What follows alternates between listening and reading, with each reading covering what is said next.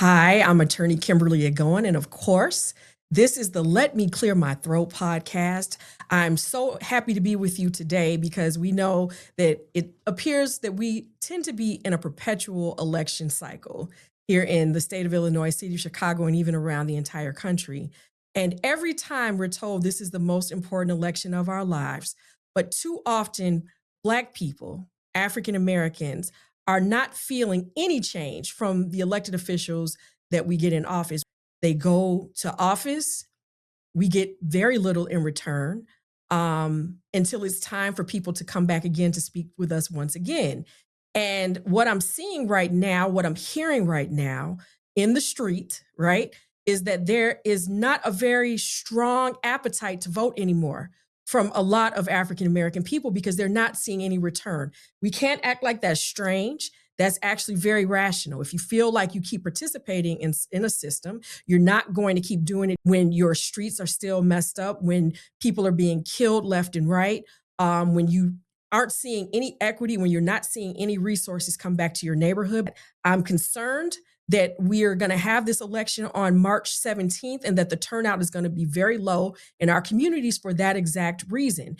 And as I watch the debates and the forums, I am seeing African American anchors, journalists, get the opportunity to sit in front of the candidates and still not ask any questions about why African Americans should feel motivated to vote and what is going to change if we send these people to office, whatever race they are. What is going to change for our people who are suffering so much around this country because of we pay the tax dollars, but they don't come back to us. So I felt it was important to talk to at least the people who were running for the United States Senate seat, which is the junior senator from the state of Illinois. I reached out to all of the candidates, and that would be the main candidates for the Democratic nomination. That's Lieutenant Governor Juliana Stratton, that's Congressman Raja Krishnamoorthi, and that's Congresswoman Robin Kelly. So we want to hear from them so that we can ask the questions that are important to our community to see if we can get rid of some of this stubborn poverty, some of this stubborn inequity, and actually be able to be proud of where we are and have the neighborhoods reflect everything that we have put into them. We fought a lot for this. We work every day. We pay taxes. We're doing the things that we are supposed to do. And yet many of our neighborhoods still look bombed out like what you see in Gaza or what you're seeing right now in Iran. And this is not all about what President Trump is doing. Yes, his administration is doing some dastardly deeds in some cases, but this has been a stubborn problem no matter who is in office. And it's at every level from the local level all the way up to the federal level. So we're going to ask those questions that you have been asking me when I'm out talking with you. So I hope that you really listen to the candidates and hopefully they all will take the invitation to come and speak with us because it's going to be a fair and even platform for everyone to come and share why we should vote for them. So I hope you enjoy it. Raja Krishnamoorthi, thank you so much for joining our audience today. Hey, good morning, Kim. How are you? I'm doing very well, and I'm happy to be speaking with you. You know, for those who are listening, can you describe the district that you serve right now? So it's basically all the suburbs plus a part of the city near the airport, essentially, O'Hare Airport. And, basically it has a lot of Cook County in there. And so I'm constantly working with elected officials all over Cook County and in the city, and I'm proud to do so. Okay. And so when the work that you're doing right now, what are some of the committees that you work on? And, we know that in general, elected officials, especially in Congress, they have special things that are, their specialties, the things that they care about a lot. What are some of the things that you've been working on while you're in Congress? Thank you. So I'm on a few committees. I'm on the Oversight Committee, which probably some of your listeners know about, has been doing its best to try to hold Trump administration accountable, but also holding, corporate bad actors and special interests accountable. So there I've gone after the e-cigarette industry that is trying to hook a generation of kids onto vapes. I've gone after big tobacco, but also, Johnson & Johnson, which sold carcinogenic baby powder and targeted Black and brown communities in doing so. A couple other committees I'm on. I'm on the Intelligence Committee, so that helps to guard our national security.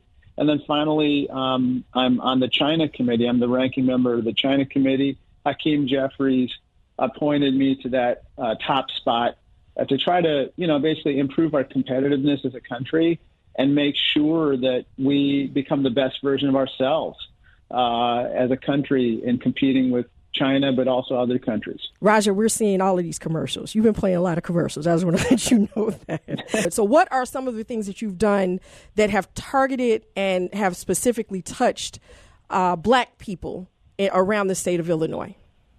Well, I work with Alderman Coleman, who I'm incredibly proud to have in my corner. What a leader.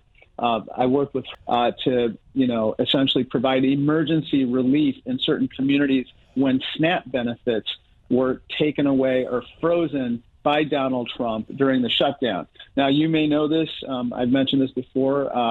I lived in public housing and on food stamps when my family fell on hardship. So I know the struggle that people are going through out there. And so my whole why, if you will, my mission in life is to try to allow, enable, and make sure that other people have access to the American dream the same way that many of you and me have had. And this is part and parcel of why I'm running for Senate. Okay. So having access to the American dream, well, let's really get into that. You're very familiar with some of the struggles that people have in communities like Inglewood. Of course, we want everyone to have the safety net of SNAP for as long as they need to have it. But we also want our communities to be built so that we don't have to be on SNAP. The resources that other people, if you drive through the city of Chicago, you almost know exactly when you're getting to a lot of the Black neighborhoods because you see dilapidated buildings, you see vacant lots, you see that where there should be businesses, there aren't. So what I just want to speak right now about that. How do we make sure Black people get the same capital to start businesses that they've been shut out of as other races of people, or even loans from banks, which these are like federal laws that can do something about that. We're still not getting mortgages. How will you fix those things? Well, first of all, you're absolutely right. I think economic development is at the heart of what we need to do in these communities to make them flourish and thrive over the long term. I think the reason why so many pastors, for instance, in the Black community are behind me is because not only am I talking about trying to bring businesses, secure capital, and otherwise, devote time to the uplift of these communities. But I've also put forward some ideas to do so. I'll just give you a couple. I think that we should give possibly lower taxes and regulatory relief to small businesses that actually form in these areas. It's not enough to just, have quote unquote opportunity zones, which is a Trump administration concept. That did not work. We need to do more, and we need to kind of put our shoulder behind the wheel. And I actually think that this is something that could unite not just, the south and west side of Chicago, but also with certain parts of rural Illinois and downstate Illinois, where I see the same problem. But let me ask you, Raja, but the one thing that people always say, elected officials always get out of that, they know where the issues are, but then they say, well, we can't strategically just send relief where we know the issues are. How do you get around that? How do you get around the idea that we know that where the problems lie, but then people say, well, we have to help everyone? We have to be honest. We have to devote resources where it's needed most. And where it's needed most is where you see economic development the least. And that's why I think that we can bring together a coalition of folks who are in the south and the west side of Chicago, but also in East St. Louis, and also in certain parts of rural Illinois that are in big trouble as well. We've got Black people in this race. We've got 2 Black women who have definitely been elected officials for some time. As a matter of fact, one of your congressional peers. Robin Kelly, we've got Lieutenant Governor Juliana Stratton. We're going to have other Black people who jump in this race. Why should the Black community choose you over people who are in their community? I like Juliana. I like Robin. They're good people. They're good elected officials. I would not say anything negative about them personally. All I can say is what's positive about me. I believe that I'm best qualified to meet this moment, I think, in two ways. One, I think the economic challenges and pain points that people have are kind of uppermost in their minds, whether it's affording groceries or whether it's affording childcare and health care or education of their children. Those are issues that I've worked on for a decade in Congress, and as a former small business person, I feel well suited to tackle. The second is, how do you keep the Trump administration accountable? How do you stand up to bullies and bad actors? That's what I've been doing for the last decade, and now I have to stand up to the biggest bully of them all, Donald Trump. Okay. Well, I will say this, when it comes to all of the socio-economic indicators and just lifestyle indicators of people who live in Illinois, no matter how hard Black people are working and their families are working, we tend to be at the bottom of all of those meters, all of those metrics. I guess that's what I'm saying. And it's a very stubborn statistic that we're trying to move. Are you going to do that? Are you going to make sure that Black people can be proud to be in the state of Illinois and achieve this quote unquote American dream that so many others are enjoying? We have no choice. We have to do everything in our power. And I feel that we have to do a few things, Kim. One, we have to collaborate with local leaders, people who are on the ground, who know. Oh, wait, hold on, Raja. That's important. That's important because right now we don't see any type of collaboration really at the highest levels all the way through to local. Yes, and that's something that you'll do? Yes, ma'am. And I'm kind of known for that. Okay. I'm if you have a problem, you dial 1-800-RAJA, and I try to do everything I can to help. Secondly, we have to make sure that we fight discrimination. Unfortunately, it's with us. We can't say that we're in some kind of post-discrimination era after Obama or something like that.